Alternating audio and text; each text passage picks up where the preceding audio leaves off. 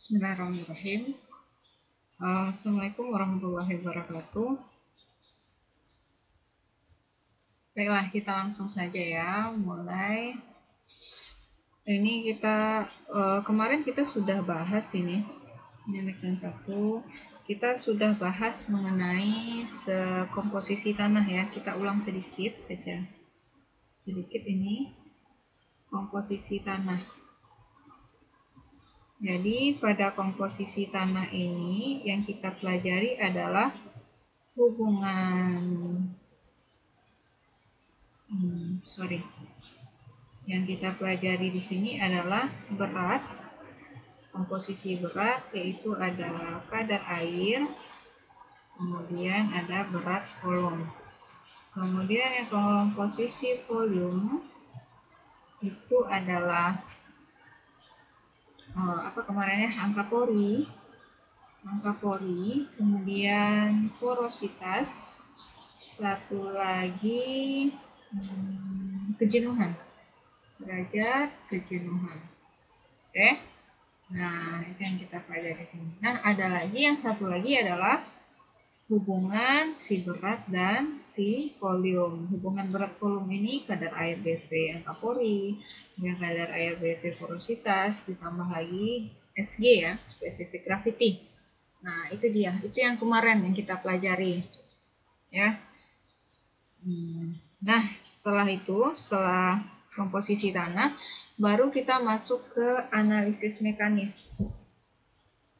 Apa saja yang kita pelajari di analisis mekanis ini dia. Nah, mengapa analisis mekanis ini penting? Jadi untuk apa kita mempelajari analisis mekanis ini? Yang pertama itu memprediksi perilaku tanah. Jadi kita bisa prediksi perilaku tanah sebelum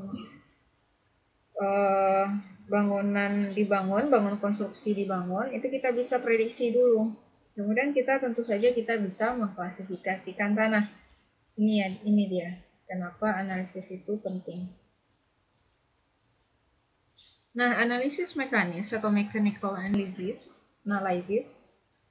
ini terbagi dua. Yang pertama yaitu analisa saringan dan yang kedua yaitu analisis nih semuanya ya.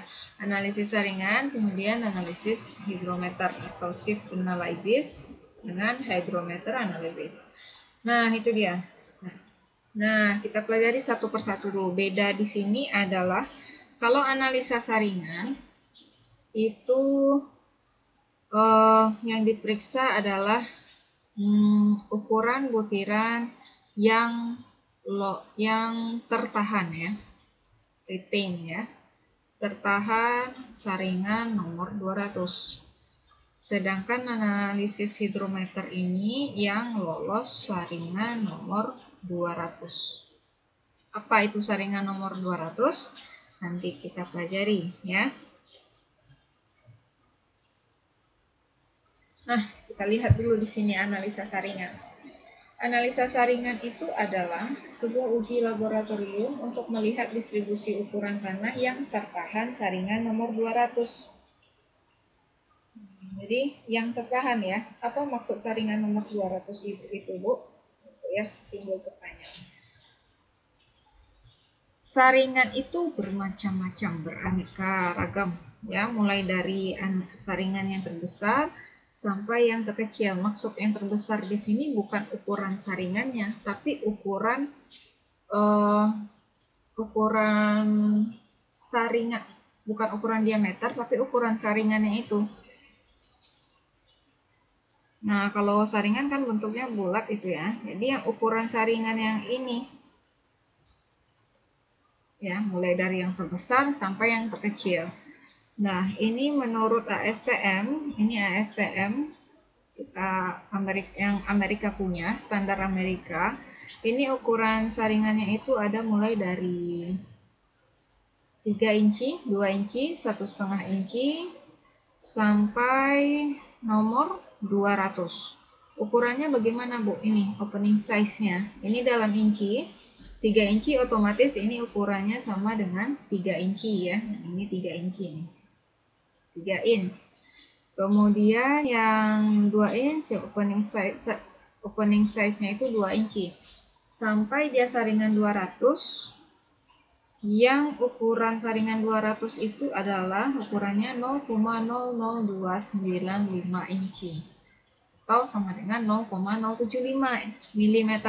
Nah, ingat angka ini, kita akan kembali lagi ke ukuran tanah yang pernah saya bahas. Ukuran tanah menurut USCS, ukuran tanah lempung dan lanau itu adalah lanau dan lempung itu ukurannya itu adalah kecil dari 0,075 mm.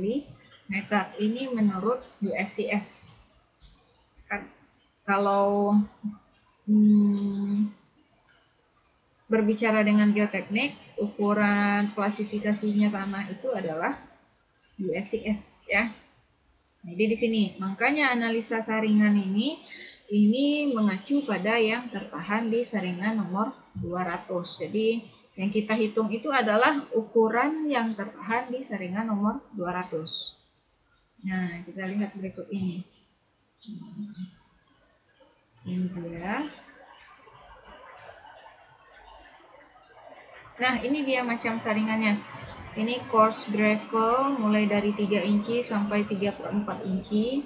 Fine gravel, ini gravel kerikil halus ya, mulai dari 3/4 inci sampai saringan nomor 4. Kemudian coarse sand itu pasir kasar ya, mulai saringan nomor 4 sampai lolos saringan nomor 4 tertahan di saringan 10. Medium sand, pasir medium, ukurannya medium ya. Berarti yang lolos saringan nomor 4 10 dan tertahan nomor 40. Fine sand, pasir halus, itu lolos saringan 40, tertahan nomor 200. Sedangkan fines, butiran halus, yaitu silt and clay, lanau dan lempung, berarti yang di lolos saringan 200, berarti ini sudah di pen ini. Yang di sini, ini yang untuk hidrometer. Jadi yang kita hitung di sini, ini dia yang sampai yang tertahan di saringan nomor 200. Ini yang untuk shift analysis, analisa saringan. Kalau ini untuk hydrometer ya. Nah, itu dia konsepnya. Jadi untuk shift analysis kemudian ada hydrometer analysis. Nah, ini adalah tabel yang kita gunakan di laboratorium untuk mengisikan hasil dari pengujian. Jadi ini pengujiannya di laboratorium. Kita isikan ini nomor saringan yang kita pakai. Ya, ini nomor saringan yang kita pakai. Tuliskan ke sini. Misalnya ini saringan nomor 4, nomor 10, nomor 20, 40, sampai 200. Kemudian berat tertahan. Berat tertahannya berapa di saringan nomor 4 isikan, tertahan di nomor 10 isikan, tertahan di nomor 20 isikan, 40 isikan. Jumlah berat tertahan dikumulatifkan. Kumulatifkan ya, kumulatifkan. Ini tambah ini, kumulatifkan. Nah, seperti itu. Persentase. Ya, persentase yang tertahan. Jadi yang tertahan ini dipersentasekan. Ini dipersentasekan. Yang lewat juga begitu. Yang lewat bisa aja dikurangi ya yang tertahan. Kemudian persen terhadap sampel. Nah, seperti itu. Ini sama ini, persen terhadap sampel ini sama dengan persen tertahan. Nah, seperti itu untuk hasil dari pengujian analisa saringan. Oke, kita lanjut. Nah, bagaimana sih bentuk partikel tanah itu? Yang coarse gravel. Coarse itu kasar ya. Jadi coarse gravel itu kerikil kasar, yang besar.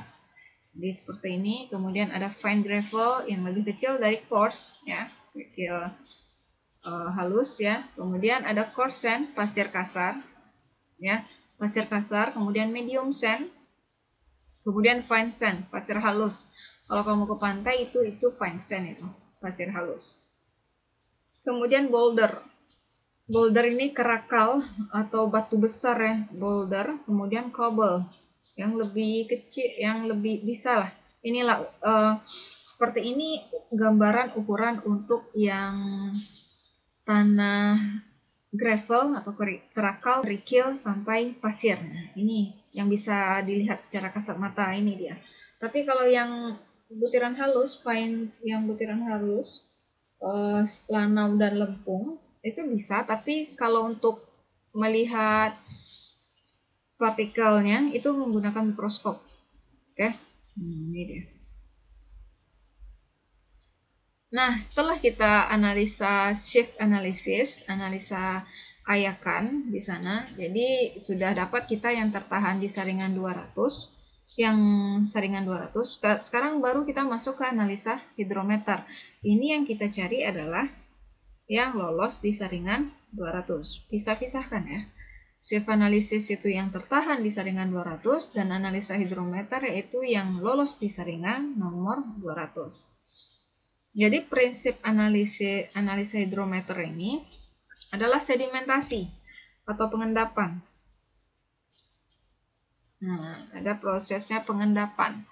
Jadi kamu nanti akan di labor, kamu akan uji kedua ini ya supaya lebih mengerti.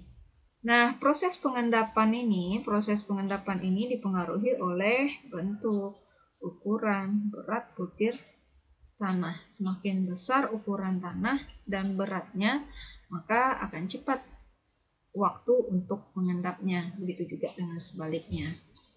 Jadi sederhananya semua partikel tanah diasumsikan berbentuk bulat atau bola dengan kecepatan mengendap dari partikel tanah yang dapat dinyatakan dalam hukum Stokes ya. Jadi ini air ya, air tabung. Kemudian nanti tanah dimasukkan. Ini tanah.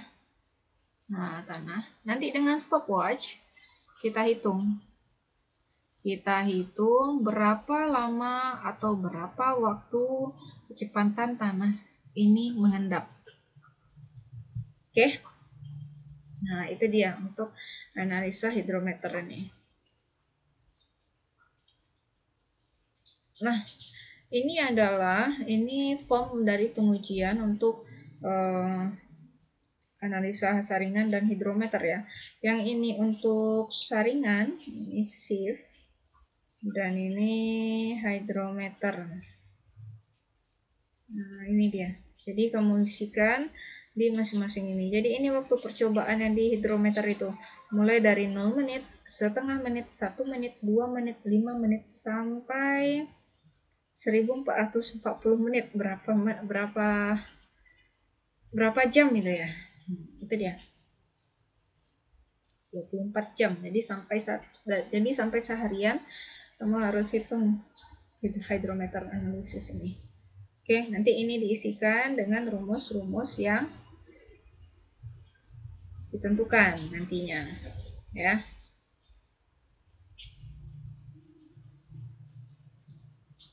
Nah, setelah dapat hasil dari pengujian si analisa butiran dan hidrometer, kita inputkan ke grafik. Ya, ke grafik seperti ini grafiknya. Ini dinamakan grafik logaritma, ya. Jadi, kalau kamu lihat di sini makin lama dia makin kecil setiap satu satuan. Ini 0,001, 0,002, 0,003 begitu seterusnya. Dan ini 0,01, kemudian 0,02, 0,03 begitu seterusnya sampai 0,1. Balik lagi 0,2, 3, seterusnya 1, 2, 3. Nanti hasil dari shift dan hidro tadi kamu inputkan ke grafik ini. Jadi ini kamu lihat ini saringan nomor 4, ini nomor 10, ini nomor 20, 40, 100, dan 200. Berarti ini khusus punya si shift analysis. Ini untuk si analisa saringan. Ini yang tertahan saringan 200. Kemudian yang ini lebih dari ini merupakan hidrometer analysis.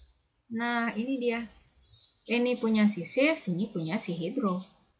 Ya, ini yang tertahan saringan 200, ini yang lolos saringan nomor 200. Nah, dari sini kamu inputkan grafiknya nanti.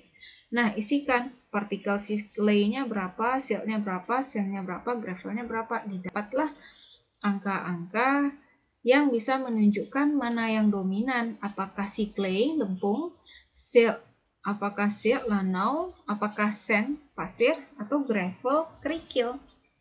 Bisa kita dapatkan dari analisis ini, ya. Kemudian D10, D30, D60, CU, dan CC. Ya, apa itu? Oke, kita lanjut.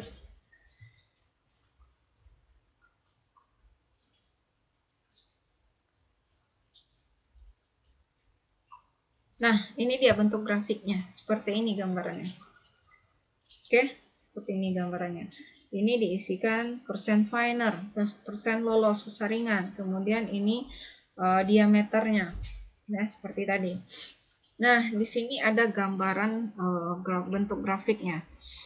Jika grafiknya seperti ini well graded. Jika grafiknya ini poorly graded, dan kemudian ini gap graded. Nah, kalau well graded berarti bergradasi baik. Kalau poorly graded itu bergradasi buruk. Kalau gap graded juga bergap-gap, ya, bergap-gap, buruk. Nah, apa maksudnya itu bergradasi baik, buruk, dan gap ini? Maksudnya adalah seperti ini. Terus kita contohkan di sini saja. Oke, misalnya yang well tadi. Well tadi seperti ini ya. Well. Berarti artinya adalah well graded itu bergradasi baik. Well graded. Well graded di sini berarti butiran tanah, si butiran tanah itu seperti ini, ada kasar, halus, kasar, halus, kasar, halus, seperti ini, saling melengkapi, ya, saling melengkapi dia, ada butiran besar, ada butiran kasar, juga ada butiran halus, itu yang dinamakan well graded. Nah, seperti ini bentuk grafiknya, ya, jikalau tadi bentuknya poorly graded, tadi poorly graded seperti ini tadi ya, poorly graded, bergradasi buruk. Itu apa maksudnya, Bu? Poorly graded ini maksudnya, coba kita lihat di sini, berarti yang ini yang lolos saringan 200 di sini, kemudian ini ukuran diameternya, ini lolos saringan ini berarti gradasinya seragam, hanya dipenuhi oleh si lolos saringan 200 berarti diameternya sekian, misalnya 0,15 misalnya ya, berarti sama, seragam, ukurannya sama semua, ya, hanya didominasi oleh satu jenis ukuran tanah, itu yang dinamakan poorly graded. Kemudian gap graded, hampir sama dengan si poorly ini, hampir sama. Bedanya adalah dia bergap-gap. Bisa ini kecil, kemudian besar lagi, bergap-gap ya, kecil lagi. Nah, seperti itu ya, seperti itu. Nah, jadi kesimpulannya adalah dari analisa saringan, baik itu dari mechanical analysis, analisis mekanis, baik itu sieve analysis dan hidrometer analysis, kemudian diinputkan ke grafik gradasi butiran ini, didapatlah bentuk analisa butirannya, apakah itu well graded, poorly graded, atau gap graded. Di antara tiga ini, well, poorly, and gap. Nah, itu dia. Kita bisa dilihat di sini. Nah, kemudian tadi ada di form itu, ada nilai D10, ada D30, D60, kemudian nilai CU dan CC. Apa maksudnya itu? Maksudnya adalah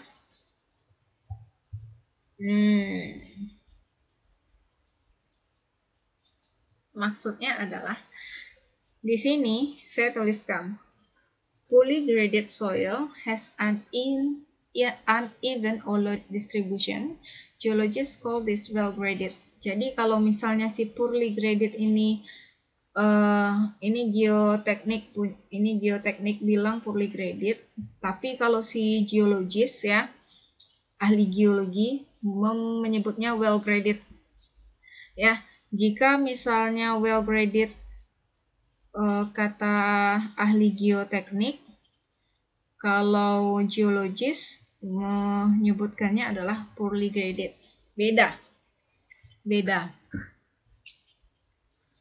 Oke, jadi yang kita pakai mana, Bu? Kalau misalnya kamu orang geotek, ya pakai yang ini, poorly sama well. Kalau poorly berarti dia bergradasi seragam. Kalau well graded berarti dia saling melengkapi.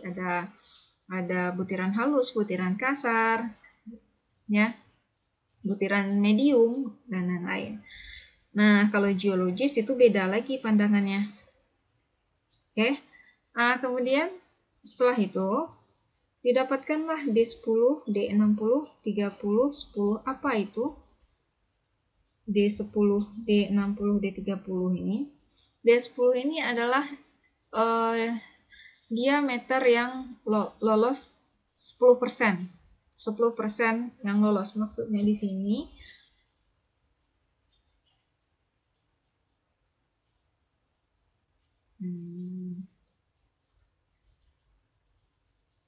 nah, nih. Maksudnya di sini adalah misalnya grafiknya seperti ini ya, well graded aja ya. Oke, mana yang D10 itu? D10 itu adalah sampai bawah ya.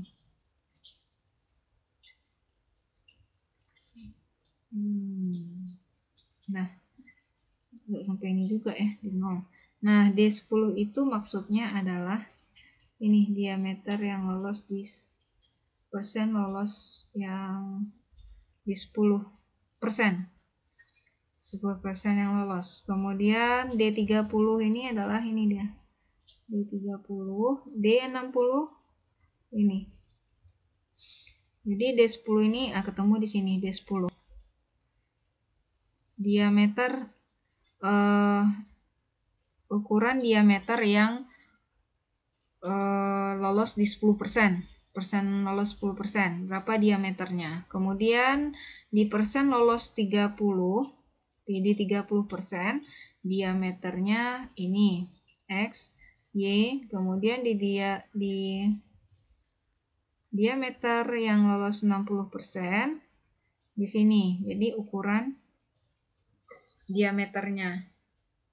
Nah, itu dia. Itu untuk yang D10. Isikan ini. Misalnya D10 ini Y, D30 X, D60 Z. Untuk apa D10, D30, D60 ini? Untuk menghitung nilai CU dan CC. Kita balik lagi ke CU, CC. Nah, ini dia. Nah, sudah dapat kita D10, D60, D30. Kemudian dikalkulasikan. Berapa nilai CU itu sama dengan, CU itu adalah koefisien keseragaman. CU itu D60 per D10. CC adalah koefisien gradasi. Itu maksudnya D30 kuadrat per D60 dikali D30. D10. Dikatakan well graded jika CC-nya itu besar dari 1 dan kecil dari 3. Itu dinyatakan well graded, bergradasi baik. Tapi kalau misalnya di antara luar itu berarti dia poorly graded ya. Poorly. Kemudian dikatakan well graded lagi jika CU-nya besar dari 4. Kalau gravel tanahnya. Atau CU-nya itu besar dari 6. Itu kalau tanahnya sand, pasir. Nanti kan di grafik itu kan didapat itu mana yang dominan tanahnya. Ya, apakah itu sand, silt, clay, gravel. Seperti itu. Kita lihat contoh soalnya seperti ini. Ini contoh soal. Nah, nih. tanah A, kita hitung tanah A dulu. Tanah A. Ya, berarti tanah A berarti yang ini ya. Lihat yang di sini, tanah A. Nah, didapat dari ini hasil dari pengujian, analisis, dan hidrometer. Jadi setelah diinputkan ke grafik seperti ini. Jadi 4 kali pengujian A, B, C, 5 ya. A, B, C, D, E. Ada 5 kali pengujian. Hasilnya seperti ini. Tanahnya beda-beda. Ya, beda lokasi ini. Nah, kita ada contohnya di tanah A. Kita hitung dulu. D10. D10 berarti ini. Kita lihat D10 mana tanah A. Nah, di sini. Berarti ukurannya adalah 0,01, 0,02, 0,003. Isikan langsung. D30. Nanti di sini. 0,1, 2, 3, 4, 5. 0,005. D60. Sini tengah-tengah ini. 0,015. Nah, itu dia. Oke. Kita lihat nilai CU lagi. CU sama dengan D60 0,015 per 0,003 sama dengan. Nah, hitung sama-sama ya. 0,015 bagi 0,003. 5. Oke. CC-nya sama dengan D30 kuadrat 0,005 kuadrat per D60 0,015 dikali 0,003 sama dengan 0,005 dikuadratkan dibagi 0,015 dikali 0,003. Oke. Sama dengan 0,555. 556. Oke. Udah, kita kategorikan apakah ini termasuk well graded atau poorly graded. Ya, di luar well graded berarti poorly ya. Nggak bagus ya. Oke, kita kategorikan. Nilai CC-nya. CC-nya apakah kurang dari 1 atau CC-nya lebih dari 1, kurang dari 3. Lihat CC-nya 0,05. Berarti dia tidak well graded. Berarti not well graded alias poorly graded. Oke. Kita lihat aja grafiknya di sini ya. Ini hanya didominasi oleh partikel tanah pasir halus, kemudian tanah butiran halus, fine sand, berarti pasir halus, fines, berarti silt and clay, lanau dan lempung. Oke, berarti ini tidak termasuk ke well graded-nya karena tidak ada gravelnya ya. Oke. Kemudian si CU-nya. CU-nya itu ini karena ini CU-nya sama dengan 5. Jadi kalau kita lihat di sini di grafik yang ini, aja, ini adalah yang dominan itu pasir ya, pasir. Berarti kalau pasir dia CU-nya itu adalah lebih dari 4, sedangkan ini 5. Berarti ini not well graded juga. Nah, itu dia kesimpulannya. Oke. Berarti ini tidak termasuk tanah yang bergradasi baik. Nah, sampai di sana dulu. Oke. Kalau tidak bergradasi baik, berarti dia bergradasi buruk. Apakah itu poorly atau gap, ya. Kalau seperti ini, kalau yang di tanah A, ini kalau seperti ini poorly ini. Tapi kalau yang tanah D ini, nah ini dari gravel dia ada sand, ada fine sand, ada butiran halus, berarti dia termasuk well graded nih kalau dilihat dari grafik. Tapi kalau seperti ini, tanah E ini gap graded ini karena ada gap di sini ya, ada gap. Nah, itu seperti itu dia. Ini poorly, ini well, dan ini gap. Oke. Nah, kemudian ada lagi tanah C. Ini udah pasti ya kalau dilihat dari sininya. Nah, C ini termasuk poorly ini. Nih, tanah C. Oke.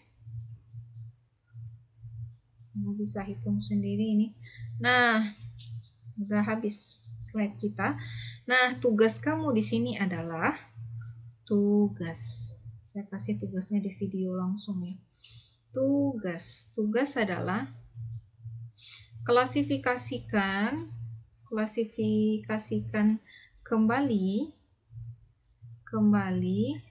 tanah A sudah ya, tanah B, C, D, E seperti yang saya terangkan ini ya. Jadi klasifikasikan kembali tanah B, C, D, dan E. Hitung lagi, hitung D10 nya 30, D60, kemudian hitung koefisien keseragaman dan koefisien gradasinya. Nah, ini tugas, ingat ya. Ini tugasnya, oke?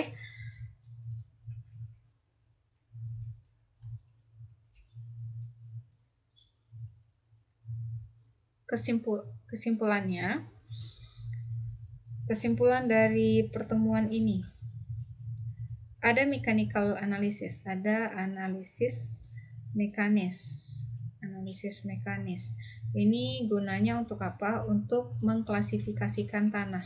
Terbagi dua, ada analisa saringan, kemudian ada lagi analisa hidrometer yang sama-sama diujikan di laboratorium.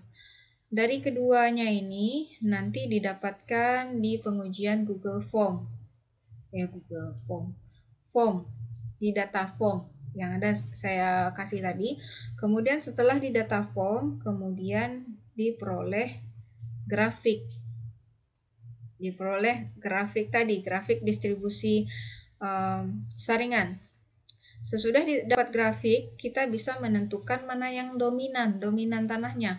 Apakah itu gravel, apakah itu pasir, lanau, ataupun lempung. Ya. Kemudian kita bisa hitung nilai koefisien keseragaman dan koefisien gradasi CU dan CC yang didapat dari grafik ini. CU dan CC itu juga D10, D30, D60 didapatkan ini dari grafik. Kemudian didapatkan nilai CU dan CC. Nah, itu dia. Itu dia untuk analisis mekanis ya. Nah, sampai di sini dulu pertemuan kita untuk hari ini. Jika ada pertanyaan silakan WA ke grup langsung ya. Semoga yang perkuliahan ini dapat dimengerti dan dipahami. Nah, untuk tugas juga langsung saya share di Google Classroom, kemudian langsung dikumpul di sana. Oke. Nah, terlebih dan terkurang saya mohon untuk dimaafkan. Oke. Nah, saya akhiri untuk pertemuan hari ini. Assalamualaikum warahmatullahi wabarakatuh.